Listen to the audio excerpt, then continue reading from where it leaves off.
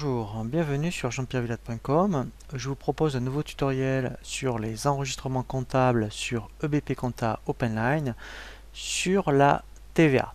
Nous verrons comment enregistrer la TVA déductible, la TVA collectée, la TVA intracommunautaire. Nous verrons également la TVA sur immobilisation et nous terminerons par la déclaration de TVA par rapport à l'écriture qui doit constater si vous avez soit un crédit de TVA ou si vous avez de la TVA à décaisser. Première chose que nous allons voir, c'est l'écriture pour la TVA déductible. Lorsque vous avez des achats, vous allez donc dans le journal d'achat et vous achetez donc éventuellement de la marchandise. Donc, admettons, j'en ai pour 200 €, et bien vous allez avoir un compte de TVA déductible. Donc, il faut toujours faire attention aux racines. Donc, il faut que quand on est sur des achats, et bien en fait, les 5 premiers chiffres soient 445,66. Ensuite, après, effectivement, voilà, donc là, je vais prendre la TVA et je vais donc terminer par le fournisseur.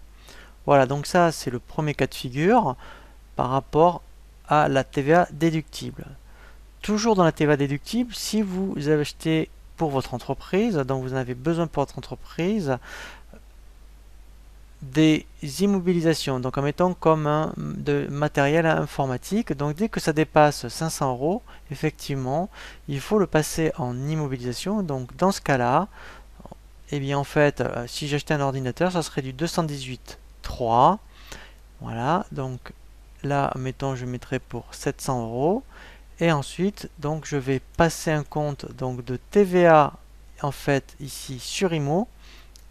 Alors, il faut, attention, voilà. Donc là, en fait, ça sera, vous voyez, 445,62,1. Voilà. Et ensuite, pareil, mon fournisseur. Voilà. Donc là, en fait, voilà par rapport à la TVA déductible ou la TVA sur les immobilisations. Ensuite, effectivement, vous allez avoir la TVA collectée.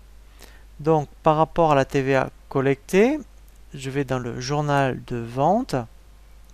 Voilà, j'enregistre. Et en fait, donc, je vais basculer.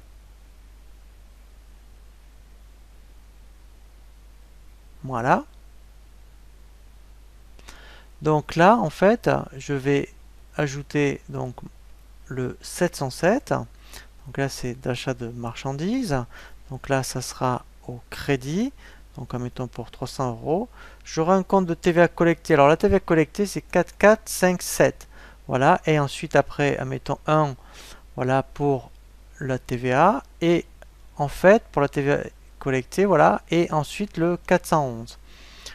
Voilà, donc là, je solde mon client. Donc, pour la TVA collectée, c'est 445,71. Voilà, et là, je solde le client. Ensuite, vous pouvez avoir effectivement ce qu'on appelle de la TVA intracommunautaire. Donc, si vous, alors, on peut l'avoir aussi bien au niveau des achats qu'au niveau des ventes.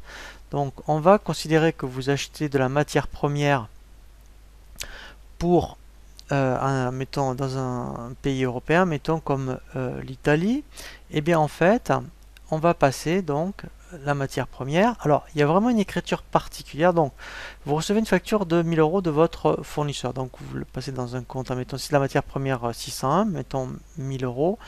Et ensuite, il faut absolument que vous ayez un compte qui soit, mettons, 445,6, voilà, 6. Voilà, vous voyez, donc 662 par exemple, 445, 662 qui s'appelle achat déductible intra-communautaire, puisqu'en fait, mettons là, ça va faire 200 €, donc on calcule la TVA, voilà, et en fait, ça va se neutraliser avec le compte 445,2. Voilà, donc est TVA due intracom pour le même montant.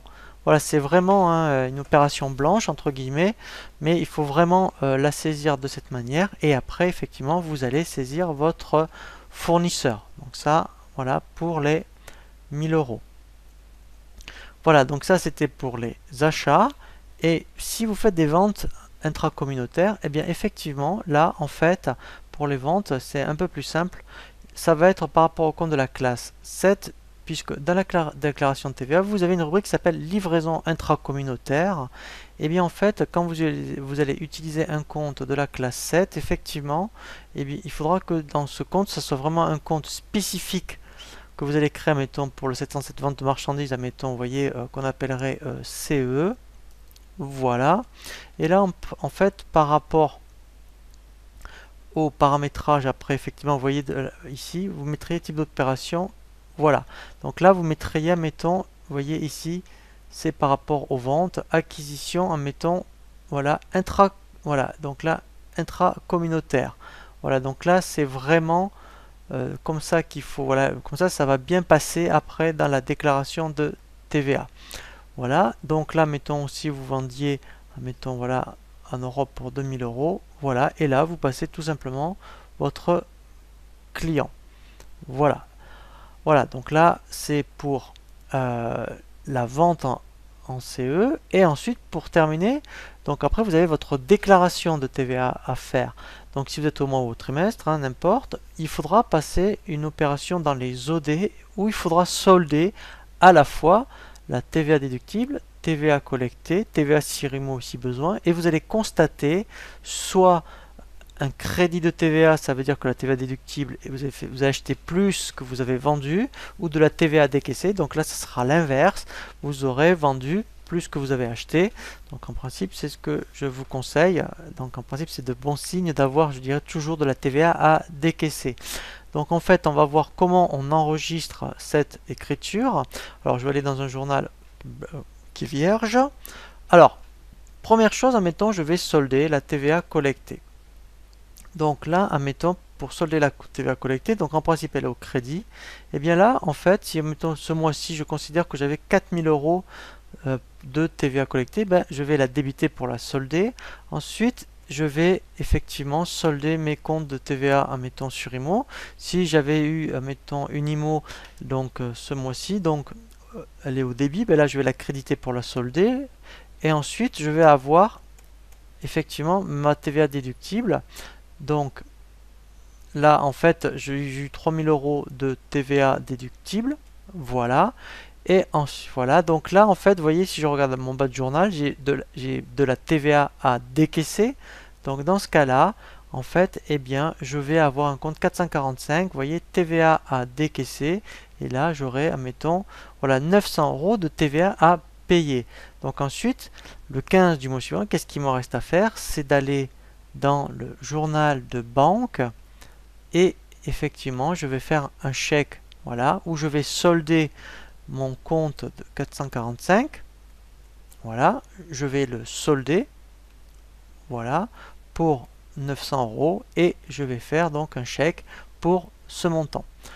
Voilà pour la comptabilisation de la TVA sur EBP Compta OpenLine. Je vous dis à très bientôt sur jean-pierre-viat.com pour un nouveau tuto.